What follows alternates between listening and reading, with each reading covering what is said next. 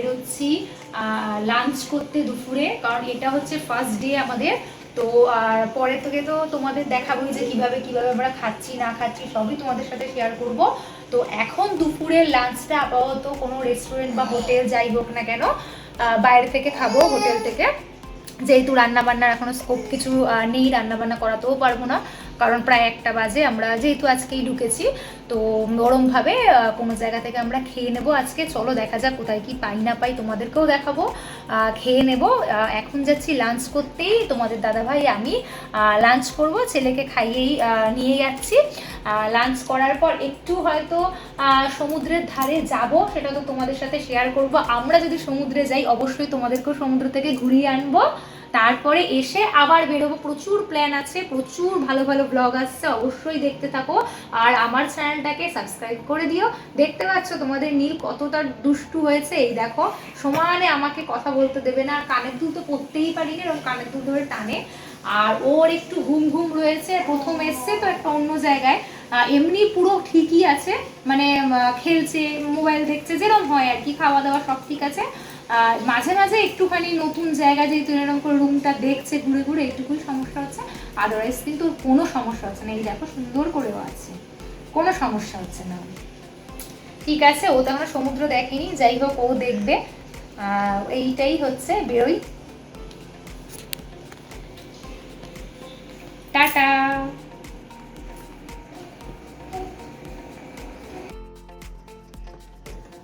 আমরা দেখতে দেখতে এসে পড়েছি সমুদ্রের ধারে। আমাদের হোটেল যেখানে আমরা রয়েছি সেখান থেকে কিন্তু সমুদ্রটা বেশ কাছেই ছিল, খুব একটা দূরে নয়, বেশ কাছেই ছিল, হেঁটেই আসা যায়। আমরা কিন্তু হেঁটেই চারপাশটা দেখতে দেখতে সমুদ্রের ধারে এসে পড়েছি। এবং দীঘার সমুদ্রের পাড়ে এলেই যেন মনটা কেমন কেমন করে, যে কতক্ষণে সমুদ্র দেখবো, সমুদ্রের দেখা পাবো, এরম একটা ব্যাপার। কত লোক দেখতে পাচ্ছ, চারপাশে কিন্তু প্রচুর লোক ছিল। হ্যাঁ, দোকানপাটও ছিল, কিন্তু দোকানপাট এই দুপুরের দিকে বন্ধই থাকে, রাতের দিকে খোলে, তাই দোকানপাটগুলো বন্ধ ছিল। বাট অনেক লোক ছিল, অনেক লোক ছিল। সব কিছু আইসক্রিম সব কিছু বিক্রি হচ্ছিল। ওই যে ছেলেকে নিয়ে ওর বাবা দাঁড়িয়ে সব কিছু দেখাচ্ছে, সমুদ্র দেখাচ্ছে, সব লোকজন দেখাচ্ছে। এইবারে আস্তে আস্তে করে কিন্তু আমরা সমুদ্রের দিকে যাচ্ছি, ছেলেকে দেখাচ্ছি যে সমুদ্র, কারণ ওর হচ্ছে ফার্স্ট টাইম, হয়তো ও কিছুই বুঝতে সেরম পাচ্ছে না, মনেও ওর কিছু থাকবে না, তাও আমরা ওকে দেখাচ্ছি সমুদ্র, পুচকেটাকে। এবং আমরাও দেখছি। আমি সেকেন্ড টাইম এই নিয়ে সমুদ্রে যাচ্ছি, এবং দীঘা কিন্তু ফার্স্ট টাইম আমার জন্য। সমুদ্র দেখে তো আমি ভীষণ আনন্দ, মনে হচ্ছে যেন আমার আরও 10 বছর বয়স কমে গেছে, বাচ্চাদের মতো করছিলাম সমুদ্র দেখে। কিন্তু যেহেতু ছেলে ছোট আর আমরা একা গেছিলাম, আমাদের সাথে আর কেউ যায়নি, সেহেতু হচ্ছে আমরা সমুদ্রে কিন্তু স্নান করতেও পারিনি, সমুদ্রে নামতেও পারিনি। অন্য কেউ গেলে হয়তো বাচ্চাটাকে রেখে একটু নামতাম বা কিছু, তো যেহেতু একা ছেলেকে নিয়ে গেছি আমরা দুজনে, তার জন্য আমরা কিন্তু নামতে পারিনি। তবে খুবই মন করছিল, সবাই স্নান করছিল, সবাই সমুদ্রের জলে আনন্দ করছিল, তো খুবই ভীষণই মন করছিল, কিন্তু সেভাবে নামিনি। তবে হ্যাঁ, সমুদ্রে পাড়ে দাঁড়িয়ে একটু পা ভিজিয়েছি অবশ্যই, কারণ সমুদ্রে যাব পা ভিজাবো না, এটা তো হতে পারে না। তো দেখতেই পাচ্ছ অনেকটা ভয় নিয়ে একটু একটু করে, যেহেতু মানে ছোটোবেলায় একবার গেছিলাম আর এখন গেছি সেই মানে সমুদ্র, তো ভয়ে ভয়েই এগোচ্ছিলাম। তো এগিয়ে আস্তে আস্তে করে যাচ্ছিলাম, জানি পারে কিছুই হয় না, কিন্তু আমার খুব ভয় করছিল, বালিগুলো সরে সরে যাচ্ছিল কেমন পায়ের তলা থেকে, তার জন্য আমি একটু করে যাচ্ছি। আর দেখতেই পাচ্ছ একটু করে পেছন দিকে ঘুরে দেখছি, কারণ তোমাদের দাদাভাই পেছনে ছিল। মানে আমার ভরসার জায়গা হচ্ছে তোমাদের দাদাভাই, মানে আমি যদি পড়ে যাই আমি জানি ও যতটা সম্ভব স্বাভাবিক আমাকে মানে বাঁচাবে, টেনে তুলবে, সব ওই করবে, তার জন্য একটু করে যাচ্ছি আর পেছন ঘুরে ঘুরে দেখছি যে ও আছে কিনা, বা ও কিছু বলছে কিনা যে এখানে আর যেও না, তাহলে সেখানে যাব না, সেরকম বুঝে একটু একটু করে এগোচ্ছি। মনে তো আশা ছিল, মানে ইচ্ছে ছিল তো আরেকটু এগোবো, সবাই অনেক দূর গেছে, আমি অত দূর যেতে না পারলেও বেশ কিছুটা একটু এগোবো, এরম ইচ্ছে ছিল। কিন্তু ওই যে মনে প্রচণ্ড ভয়, তোমাদের দাদাভাই যদি নামতো তা ভয় লাগতো না। এইবারে সমুদ্রে একটু পা ভিজিয়ে চলে এসেছি খেতে, কারণ সেই যে ট্রেনে খেয়েছিলাম তারপরে কিন্তু সেভাবে কিছুই খাওয়া হয়নি। তো সমুদ্রের পাড়েই একটা রেস্টুরেন্ট ছিল, খুব ভালো এবং বেশ ভিড় ছিল, সেই দেখেই কিন্তু আমরা সেই হোটেলে ঢুকেছিলাম, রেস্টুরেন্টে ঢুকেছিলাম খেতে। এবং কি খাবো করে আমি তো এইগুলো খেতে ভীষণ ভালোবাসি। Fried rice chilli chicken order করে কিন্তু আমরা দুপুরে খেয়ে নিয়েছিলাম। খেয়ে নিয়ে আবার যথারীতি চলে এসেছি আমরা সমুদ্রে, এবং একটুখানি মানে ভয়কে দূরে সরিয়ে একটুখানি সাহস সঞ্চয় করে কিন্তু বেশ কিছুটা সমুদ্রে নেমেছি। হ্যাঁ, পাড়েই নেমেছি, তবে পাতা ভেজানোর থেকে একটু ওপরে গোড়ালি ভেজানো জলে নেমেছি। এক কথায় সেরকমও জল না, গোড়ালি ভেজানো জলে আমি ছেলেকে নিয়ে দাঁড়িয়েছিলাম এবং ঢেউগুলো আসছিল, আর দেখতেই পাচ্ছ ছেলে ভীষণ আনন্দ পাচ্ছিল। পুরোটা তোমাদের সাথে শেয়ার করা হয়নি, এবং ভিডিও পুরো ছেলের যে হাসির ভিডিও সেটা কিন্তু পুরো ক্যাপচার করা হয়নি। যতটুকু ক্যাপচার করেছি তোমাদের সাথে শেয়ার করছি। দেখো ছেলে কি মজা পাচ্ছে, কি হাসছে, কারণ সমুদ্রের জলের যে আওয়াজ, যে উচ্ছ্বাসের যে আওয়াজ সমুদ্রের জলে, সেই আওয়াজটা হচ্ছে, এবং ওর সাথে আমিও বাচ্চাদের মতো অ্যাক্টিভিটি করছি আনন্দে, এবং ও আমার অ্যাক্টিভিটি এবং ওই সমুদ্রের ঢেউ দেখে কিন্তু ভীষণ হাসছে, ভীষণ মজা করছে, এবং হাত বাড়িয়ে বাড়িয়ে সমুদ্রের ঢেউটাকে ডাকছে। মানে সমুদ্রের ঢেউগুলো যখন ওর দিকে আসছে হাত বাড়িয়ে বাড়িয়ে ডাকছে। এবং এই করতে করতে তোমাদের দাদাভাই পাশেই দাঁড়িয়ে আমাদের ভিডিও তুলে দিচ্ছিল। এবং এখন প্রায় কটা বাজবে, 3:30 বাজে, প্রায় বিকাল হচ্ছে। সেই সময় আমরা কিন্তু দাঁড়িয়ে দাঁড়িয়ে সমুদ্রের জল উপভোগ করছিলাম, এবং আমাদের পাশে কিন্তু অসংখ্য মানুষ ছিল।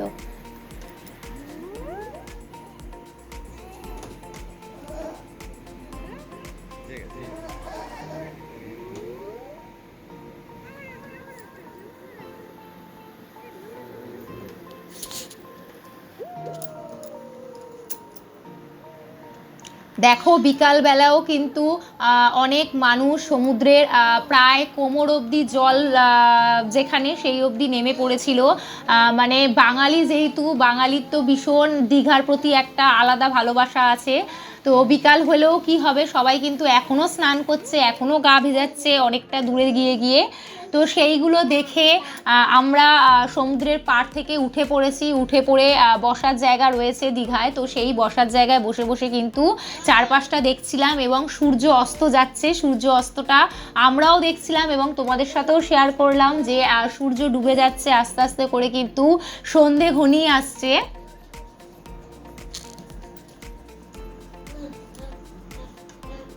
কত মানুষ এখনো কিন্তু সমুদ্রে নামছে, অনেক মানুষ এখনো সমুদ্রে নামছে। কেউ সমুদ্রে নেমে সমুদ্রকে উপভোগ করছে, আবার কেউ বা পাশে সমুদ্রের পাড়ে বসে সমুদ্র উপভোগ করছে। সবাই সবার মতো করে কিন্তু টাইমটাকে আনন্দ করছে, সুন্দর একটা মুহূর্ত কাটাচ্ছে। আমরাও কিন্তু ভীষণ সুন্দর মুহূর্ত কাটিয়েছি দুজনে মিলে ছেলেকে সাথে নিয়ে।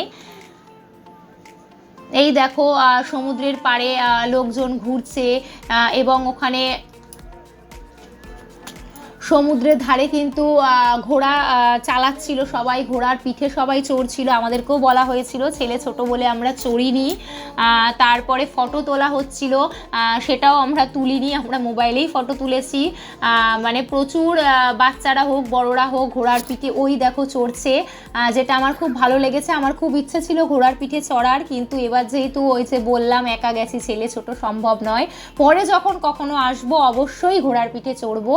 তা এই করতে করতে আমরা কিন্তু সমুদ্র উপভোগ করে পৌঁছে গেছি অন্য একটা জায়গায়। কেউ কি বলতে পারবে যে এটা কোন জায়গা? অবশ্যই কমেন্ট করে জানিও। হ্যাঁ, আমরা কিন্তু চলে এসেছি ঢেউসাগরে। আমরা কিন্তু সাইট সিনে বেরিয়েছিলাম, মানে কাছাকাছির মধ্যেই বেরিয়েছিলাম সন্ধেবেলাতে ঢেউসাগরে। এটা হচ্ছে ঢেউসাগর ঢোকার মুখের গেট।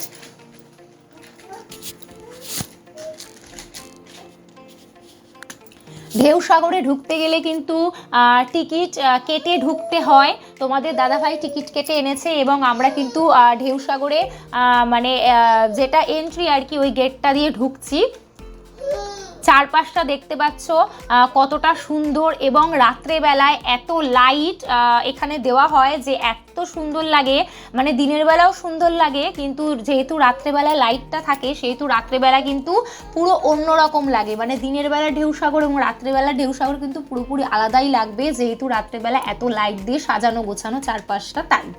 এবার চারপাশটা দেখতে পাচ্ছ কত সুন্দর গাছপালা, কত সুন্দর, প্রচুর লোক গেছে। যত ভেতরে যাচ্ছি তত কিন্তু আস্তে আস্তে করে দেখতে পাচ্ছি ভেতরে কিন্তু ভালোই লোক ছিল। বাইরেটা একটু দু একজন ছিল, ফাঁকা ফাঁকা লাগছিল, কিন্তু ভেতরে কিন্তু ভালোই ভিড় ছিল। আমি আর ছেলে তো আস্তে আস্তে করে ভেতরে ঢোকার জন্য মানে ভীষণ ব্যস্ত, ভেতরে কি আছে সেটা দেখার জন্য এক্সাইটেড। ওই যে বললাম এবার আমার প্রথমবার, তার জন্যই। এবং ছেলে এত আলো দেখে তো ভীষণ মজা পেয়েছে, এবং আমিও ছেলেকে কিন্তু আস্তে আস্তে করে সব লাইটগুলো দেখাচ্ছিলাম। এবার ঢেউসাগরে যখন গেছি ডান দিকে কিন্তু এরকম চা কফি খাওয়ারও জায়গা ছিল, মানে দোকান ছিল, স্ন্যাক্স মোমো এগুলো খাওয়ারও দোকান ছিল। তো আমরা এখানে কিছু সেরকম খাইনি, কারণ যেহেতু বেলার দিকে খেয়েছিলাম সেহেতু কিন্তু পেট আমাদের ভালোই ভর্তি ছিল। এই যে এই পাশে ছিল হচ্ছে ক্যানেল টাইপের ছিল, যেখানে বোটিং হয়, অন্য মানে ফেরি যাতায়াত করে প্লাস বোটিং হয়। তো ওই জায়গাটা একটু দাঁড়িয়ে দেখলাম।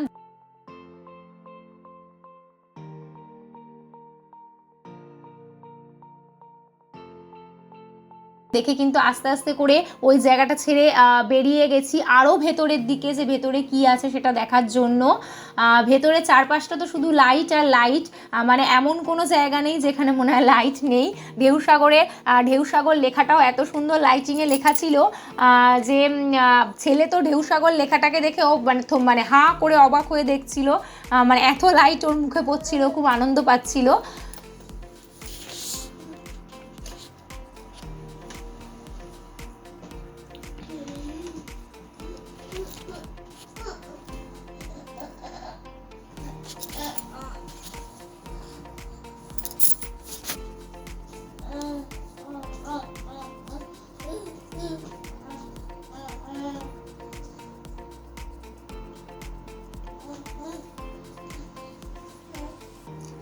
আস্তে আস্তে করে কিন্তু আমরা সিঁড়ি দিয়ে উঠে যাচ্ছি ওপরের দিকে।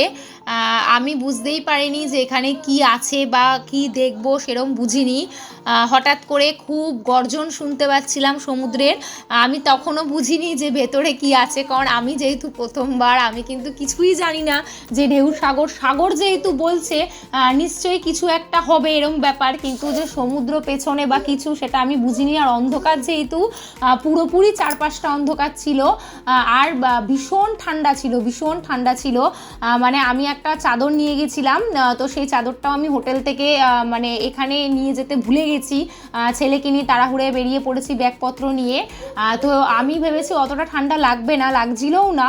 কিন্তু এই ঢেউসাগরে এতটা ঠান্ডা যে মনে হচ্ছিল যেন মানে প্রচুর ঠান্ডা মানে পড়ে গেছে, কিন্তু অতটাও ঠান্ডা পড়েনি যতটা ঢেউসাগরে লাগছিল। কিন্তু ভীষণই ঠান্ডা ছিল। বা আস্তে আস্তে করে ঢেউসাগরের যে সাগর পেছন দিকটা যে সমুদ্র, সেই দিকটাতেই কিন্তু যাচ্ছি, এবং শুনছিলাম অনেক অ্যাক্টিভিটিস আছে বাচ্চাদের, তারপরে অনেক মানে দেখার জিনিস আছে। সেই আশাতেই যাচ্ছিলাম যে কি দেখব, কি বাচ্চাদের অ্যাক্টিভিটি রয়েছে। কিন্তু সেটা দেখতে গেলে তোমাদের পুরো ভিডিওটা ফলো করতে হবে, পুরো ভিডিওটা দেখতে হবে। লাস্ট অবধি তোমরা ধৈর্য ধরে ভিডিওটা দেখো, তাহলেই বুঝতে পারবে যে আমরা কি দেখতে পেরেছি আর কি দেখতে পারিনি।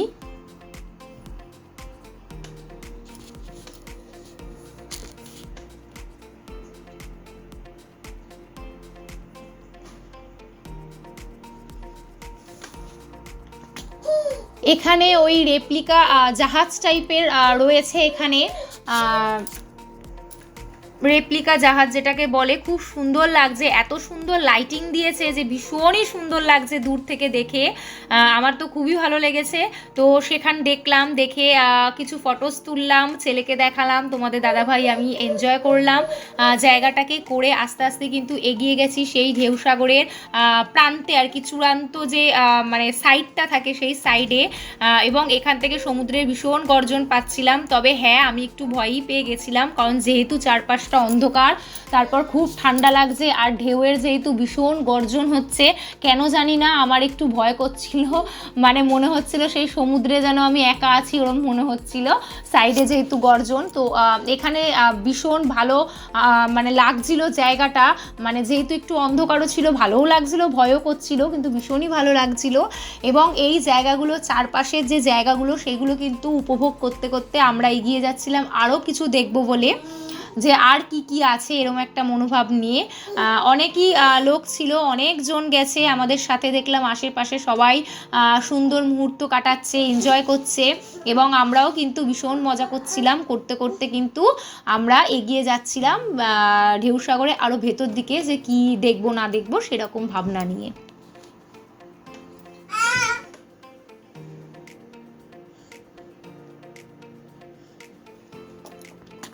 দেখো এখানে কিন্তু এরকম একটা জায়গা ছিল যেখানে কিন্তু প্রচুর ভালো ভালো ফটো ভিডিও তোলা যাচ্ছিল এবং সবাই তুলছিল, আমরাও তুলে ফেলেছি। তুলে ফেলে ইতিমধ্যে আমরা ভেতর দিয়ে এসে পড়েছি অন্য আর একটা জায়গায়, মানে ঢেউসাগরের মধ্যেই আর কি অন্য আর একটা জায়গায়। তো এই যে সেই ক্যানেল যেটা বলছিলাম, ওই ক্যানেল দিয়েই কিন্তু বোটিং করছে সবাই, সবার মতো করে আনন্দ করছে। যেহেতু ছেলে ছোট, আমরা কিন্তু বোটিং করতে পারিনি, ওই যে বোটিং করছে আমরা শুধু দেখেই আনন্দ করেছি। এবার বলি ঢেউসাগরে কি দেখেছি কি দেখিনি।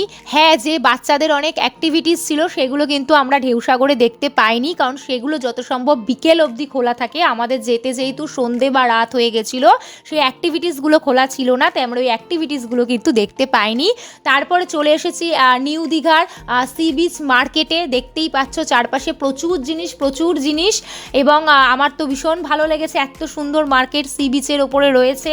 এবং আমি কিছু কিনতে পারিনি, ছেলে খুব কান্নাকাটি করছিল প্রথম দিন, ওর খুব ঘুম পেয়েছিল, তাই প্রচণ্ড জার্নি ছিল, ওর ভেতরে জার্নি করেছিল, তাই তো আমি শুধু দেখেছি, কিনতে কিন্তু পারিনি। কারণ এত ভোরে উঠে ছেলে কিন্তু রাত অবধি এক ফোঁটাও ঘুমায়নি, একটুও কিন্তু ছেলে রাত অবধি ঘুমায়নি, ভোরবেলা থেকে ও পুরো চলছে। তার জন্য কিছু কিনতে পারিনি, কেনার ইচ্ছে ছিল, কিন্তু তোমাদের দাদাভাই বললো যে আরও তো দুদিন আছো তখন কিনো। তো এখন আমি জাস্ট দেখছিলাম যে কি কি আছে কি কি নেই, সেই বুঝে পরে কিনবো এরম একটা ভাবনা নিয়ে। তো মাছের দোকান দেখতে পেলে, ব্যাগ, তারপরে হচ্ছে ওই বেলুন ফাটানো, এইসবে প্রচুর দোকান ছিল। যেহেতু আমরা অফ সিজনে গেছিলাম, ওদের তখনও নাকি সিজন চালু হয়নি, তার জন্য বেশ ফাঁকা ফাঁকা ছিল, সেরম কিন্তু ভিড় পাইনি, বিশেষ করে মার্কেটে। মানে সমুদ্রের ধারে যতটাও ভিড় পেয়েছি, মার্কেটে কিন্তু সেরম ভিড় পাইনি, কারণ আমরা বুঝতে পারছিলাম না কেন। তারপরে জিজ্ঞাসা করাতে তারা বললো এখন সিজন নয়, এখন অফ সিজন, সিজনে ভালো ভিড় হয় মার্কেটে, অফ সিজন বলে ফাঁকায় ফাঁকায় রয়েছে। তো বিভিন্ন, যেহেতু সমুদ্র সেহেতু বিভিন্ন কড়ির কিন্তু বিভিন্ন জিনিস ছিল, আয়না থেকে শুরু করে সমস্ত কিছু। তারপরে কিন্তু দাঁড়িয়ে পড়েছিলাম একটু ফুচকা খেতে, কারণ বেরোবো দীঘায়, ফুচকা টেস্ট করবো না তা তো হতে পারে না। তো দীঘায় কিন্তু পাতা হাতে করে ফুচকা খেতে অবশ্যই দাঁড়িয়ে পড়েছি।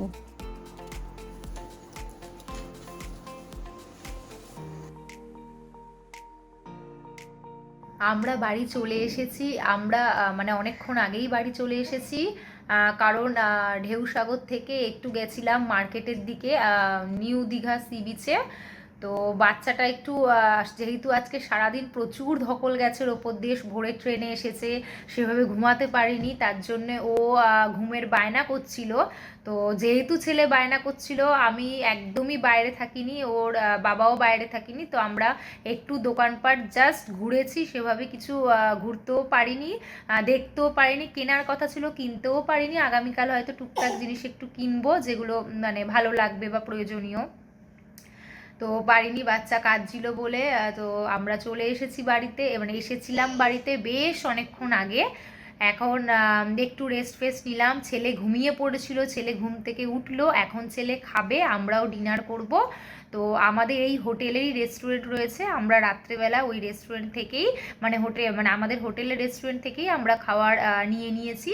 তো রুমে এসে খাবার দিয়েও গেছে, এইমাত্র রুমে এসে খাবার দিয়ে গেছে। কি কি খাবার দিয়েছে বা নিয়েছি সেটা বলি। দেখতেই তো পেলে ফুচকা খেলাম, পেটটা আমার ভালো ভর্তিই আছে, সেরকম খিদে নেই, তাও কি কি নিলাম সেটা তোমাদেরকে জানা। এই যে ফ্রাইড রাইস নিয়েছি, ভেজ ফ্রাইড রাইস, এই হচ্ছে চিলি চিকেন নিয়েছি, আর ছেলের জন্য ওনারা মানে এই রেস্টুরেন্ট থেকেই খিচুড়ি করে দিয়েছে।